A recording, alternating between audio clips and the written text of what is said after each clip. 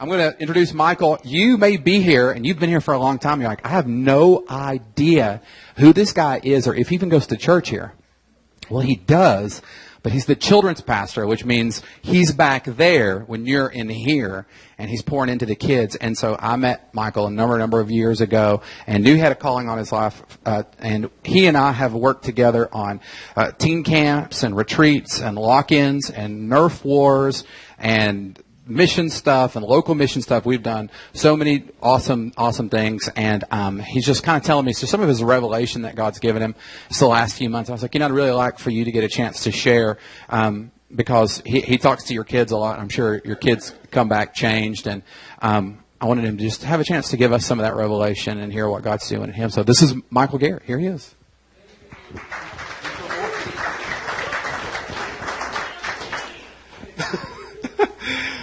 Thank you, Catherine. So, there are two miracles that are mentioned in all four Gospels. The second is the resurrection, which is what last week was all about. This week, I'd like to speak to you guys about the first one, which is the feeding of the 5,000. And if you get four people together that all witness an event or have heard about it or have studied about it and ask them to recount their version of what happened, you're going to get four different versions.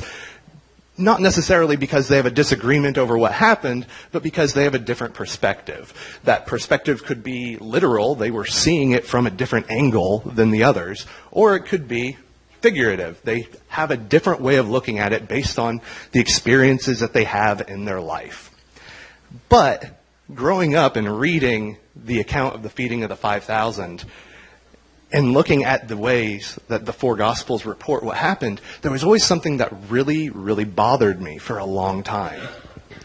So quickly to lead up to where they diverge. Jesus had just heard that John the Baptist, his cousin, had been killed. So he gets on a boat to go to the middle of nowhere because he understandably wants to be alone for a little while. As he's traveling out on the boat, the people from the surrounding areas find out, Jesus is heading in this direction. And they start gathering together and wandering over to where they believe he's going to land. So by the time he gets there, there's a humongous crowd just waiting for him. And instead of doing what I would be inclined to do of just look, I tried to get away from all you people. I need to be alone. Just give me 5 minutes at least, please. He starts witnessing to them and ministering to them and healing them. And this goes on for so long that the disciples finally come to Jesus and just Jesus, we're in the middle of nowhere. It's getting late. These people haven't eaten in all day. You need to send them away for their own good. Send them back to civilization where they can get some food and not starve. Send them away now. All four Gospels agree that Jesus just kind of looked at them and said, you feed them. What their immediate response was is where it begins to diverge. The Gospel of John mentions that there's a little boy that they bring forward that offers 5 loaves of bread and 2 fish. The Gospel of Mark mentions that Jesus tells them to go out into the crowd and see what food is available. The Gospels of Matthew and Luke, when he tells them, you feed the people, all that it says is that the disciples immediately said, we only have 5 loaves and 2 fish. There's not even any mention that the food was anyone other than the disciples. And that bothered me for a really long time because anytime I heard the story taught in Sunday school and everything else, the little boy was always mentioned. And then finding out he's only in John's account. John was the only one that thought that it was important to mention him. And Mark was the only other one that thought it was important to mention that the food came from other people. And I didn't understand why that was. And I would look at it and think, this miracle happened because this little boy offered what he had, and he's not even mentioned in 2 of the Gospels at all. Well, I'm going to talk about how my perspective about that changed. And see, all 4 Gospels agree that it was 5 loaves and 2 fish. John specifically says that it comes from him. I don't believe for a second that he was the only one in that entire crowd that had food. Maybe some other people, when the disciples were coming around looking for what was available, thought, I have enough to take care of me and my family, but I don't have anything to spare. Maybe as people were coming around trying to gather food, somebody looked and said, well, I have this little bit of food, but look at this crowd.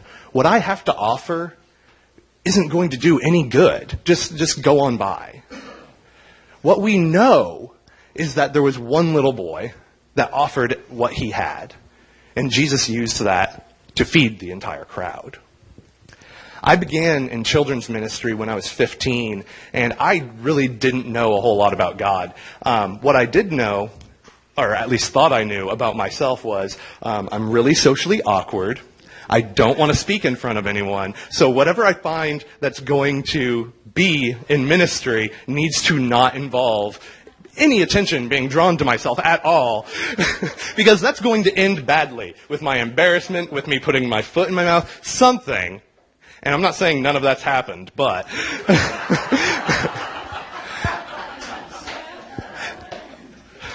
over the years it certainly has. But learning experiences. So I started in ministry in the children's ministry at the church I was going to at the time, and my sole responsibilities were to adjust the soundboard very little, because I didn't understand how anything worked other than I need to make this slightly louder, or to start songs on the computer. And I was perfectly fine with that. I didn't want anything beyond that, because I believed with everything in me that that was all that I had to offer. So when I was 19, I moved here to Knoxville.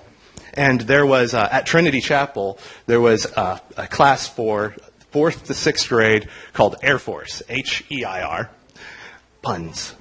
So there was only one teacher in there at the time.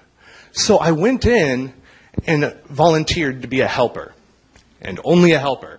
I was very clear up front, I am not made to be a teacher. I can help a little bit with crowd control, maybe, but I'm also not good at that, so no promises. I can adjust the soundboard slightly.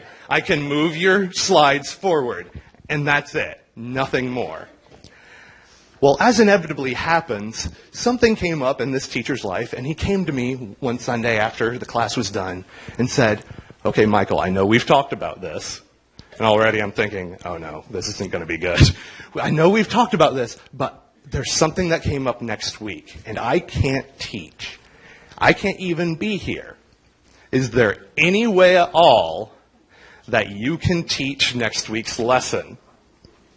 And everything within me wanted to say, no. just no.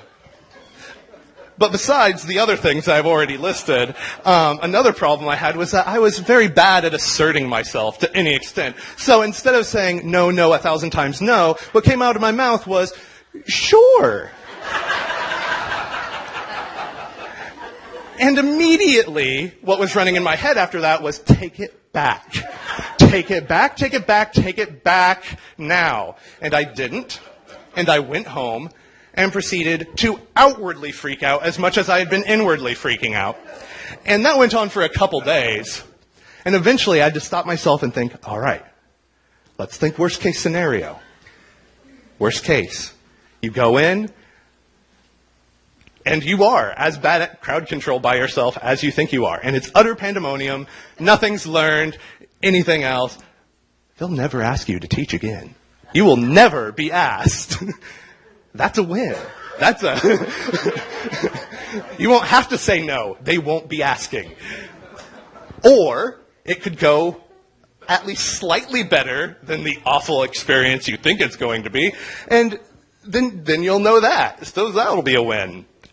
So I prepared my lesson, and I went in and taught my lesson, went home, and cried for an hour and a half. Because I thought it went so much worse than I had ever imagined it possible to go. Because I was up there trying to do my lesson, my first one ever, and the kids were outright mocking me. And I didn't understand. They were laughing at me through the whole thing. And I thought, these are normally really respectful kids. For them to be acting like this says a lot more about me than I think it says about them. I'm all right. So it was option A. I'm never going to be asked again. Well, a few months passed, And the teacher came to me. I had told him how horribly it went the first time, so I thought I was in the clear forever. He came to me and he said, all right, I can be here next week, but there's a lot in this next week that's coming up, and it would really be helpful if I didn't have to prepare a lesson. So I can be here to help with crowd control and everything else, but could you do the lesson next week? I guess he didn't believe the reports he had to have heard about how horrible it was, especially my own, because I told him how horrible it was. But I thought, okay, maybe if he sees it for himself, then he will never ask me this again. Sure. And I went up and taught, and it went horribly, and as the kids were being picked up, I talked to him, and he's like, that was really good. And I just wanted to look at him and just like, you liar. You are lying through your teeth. You're trying to make me feel better, so thanks for that. But we both know. And eventually it got to where I was teaching every other week. And then I was teaching more than him. And then God moved him on to a different ministry, and all of a sudden I was the only teacher in that class. And the thing that really started to trouble me is that every single week I was still going home feeling like such a failure. But the difference became that I knew that for the first time in my life, there was something in me that felt fulfilled. There was something in me that didn't feel quite as empty as it had before. And I lived in fear that eventually someone would discover how horrible of a teacher I was. Or that somebody else would be willing to teach the class. And then they're like, all right, we have someone else, finally. Goodbye. And that would be gone. So I lived with that for quite a while. And eventually I was at this party and sitting by myself because of the whole socially awkward thing I mentioned earlier. So one of the little girls from my class came and sat next to me. And she's like, are those stories you tell true? I'm just like, yeah, they're all true. Even the really embarrassing ones, yes, those are true. She's like, we all love it when you tell your stories. We think they're so funny. And that was the first real time that it kind of clicked in my head. All right, at least one kid isn't laughing at me, laughing with me. And that really blew my mind because I had tried to be funny for a really long time and it just didn't happen. And all of a sudden, I'm not trying, and people are laughing, and I just think that it's because I'm awful. So as soon as that encouragement came, and I was able to be like, yeah, all right, I'm doing at least one thing right, that voice of discouragement came back. And, okay, so you can make them laugh, but that's all that you're doing. You're nothing more than a glorified clown. You're killing time. That's all that you're doing when you teach. You're not really teaching anything. Nothing's really coming through. And that's what I lived with for a few more months. And then Trinity had a 4th of July party, and I was sitting by myself again. There's a pattern. So this guy comes and sits across from me. He's like, are you Michael Garrett? It's like, oh no, somebody's looking for me specifically. Yes, I'm Michael Garrett. It's like, oh, my son is in your class. And another thing that I had been afraid of for a really long time is that something I said was going to be misunderstood or taken out of context and repeated, and that an angry parent would come and find me and just yell at me for a while. So all of a sudden I'm sitting there thinking, oh no, this is my first like getting chewed out moment. He has come to look for me, and I am ended. And then I realize, while I'm thinking all of this, Michael, you've just been staring at him without saying anything for the past, minute. Just say something at this point, because it's getting creepy. And all that I mustered up to say was, oh. And he looked at me and he said, I really feel like you need to hear this, because I don't think you really understand. When my family leaves from church every day, we start to talk to our kids about what was taught in the sermon, or what they learned in their individual classes. And my oldest son, who's in your class, cannot wait to share what was talked about in class. And I want you to know, if you don't already, that what you're doing is making a difference, and your Father in heaven is proud of you.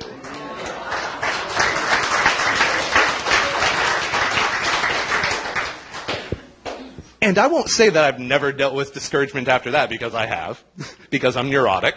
But there have been other times like that throughout my time in ministry, and all of them just speak to me really powerfully, because it's always great, no matter what you're doing, to be reminded that, yeah, what you're doing is what God wants you to do.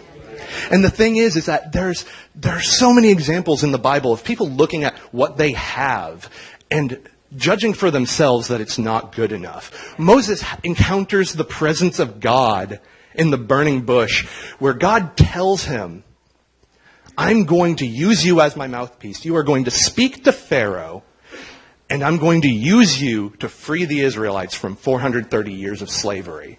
And Moses' response was, but God, I have a speech impediment. Gideon was out threshing wheat in a wine press in order to hide the wheat from the enemies of Israel when he was called out as a mighty man of God. And even after that, he had to test God multiple times before he could gather his courage and faith to overcome his lack of confidence.